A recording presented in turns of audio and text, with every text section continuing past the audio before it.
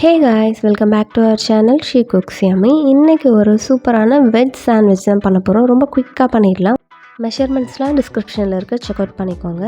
இப்போ வாங்க எப்படி பண்ணுறதுன்னு பார்க்கலாம். ஃபர்ஸ்ட் நம்ம க்ரீன் சட்னி செய்ய போகிறோம்.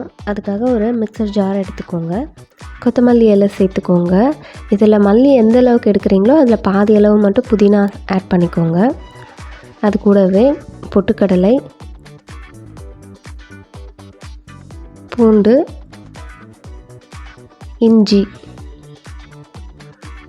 லெமன் ஜூஸ்,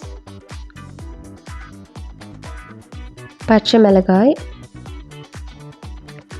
உப்பு, இது எல்லாத்தையும் சேர்த்து நல்லா திக்கான ஸ்மூத்தான பேஸ்ட்டாக அரைச்சிக்கோங்க. இந்த மாதிரி நல்லா ஃபைன் பேஸ்ட்டாக அரைச்சி தனியாக எடுத்து வச்சுக்கலாம். இப்போ இதில் ஆனியன், டொமேட்டோ, கேப்சிகம், குக்கும்பர் இது எல்லாத்தையும் நான் ஃபைனாக சாப் பண்ணி வச்சுருக்கேன். குக்கும்பர் ஸ்கின் பீல் பண்ணிவிட்டு உள்ளே இருக்கிற சீட்ஸை ரிமூவ் பண்ணி ஃபைனாக சாப் பண்ணிக்கோங்க.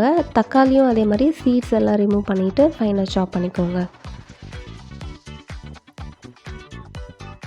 இது கூட பெப்பர்,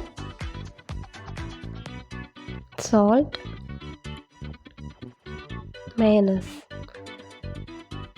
இது ஜஸ்ட்டு கன்சிஸ்டன்சி அட்ஜஸ்ட் பண்ணுறதுக்கு தான். ஸோ இதை எவ்வளோ வேணுமோ அந்தளவுக்கு சேர்த்துக்கோங்க.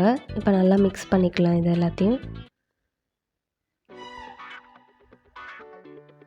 இப்போ நம்ம ட்ரெஸ்ஸிங் ரெடி ஆகிடுச்சு.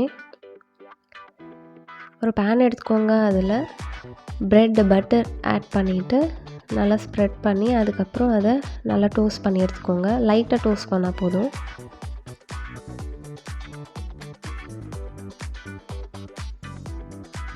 இப்போ இதே மாதிரி எல்லா ப்ரெட்டையும் டோஸ்ட் பண்ணிவிட்டு அதுக்கு மேலே ஒரு ஸ்லைஸில் க்ரீன் சட்னியை ஸ்ப்ரெட் பண்ணிக்கோங்க. அது மேலவே நம்ம பண்ணி வச்சுருக்க அந்த ட்ரெஸ்ஸிங் எல்லாத்தையும் ஸ்ப்ரெட் பண்ணிக்கோங்க.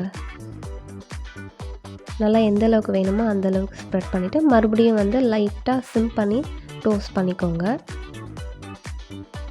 இப்போ ஒரு குயிக் அண்ட் ஈஸியான சாண்ட்விச் ரெடி ஆகிடுச்சு. எல்லோரும் செஞ்சு பார்த்துட்டு என்ஜாய் பண்ணுங்கள். உங்கள் ஃப்ரெண்ட்ஸ் அண்ட் ஃபேமிலிக்கு இந்த வீடியோவை ஷேர் பண்ணுங்கள். மறக்காமல் சப்ஸ்கிரைப் பண்ணுங்கள். உங்களை நெக்ஸ்ட் வீடியோ இல்லை ரெசிபியில் மீட் பண்ணுறேன். அது வரைக்கும் பாய்.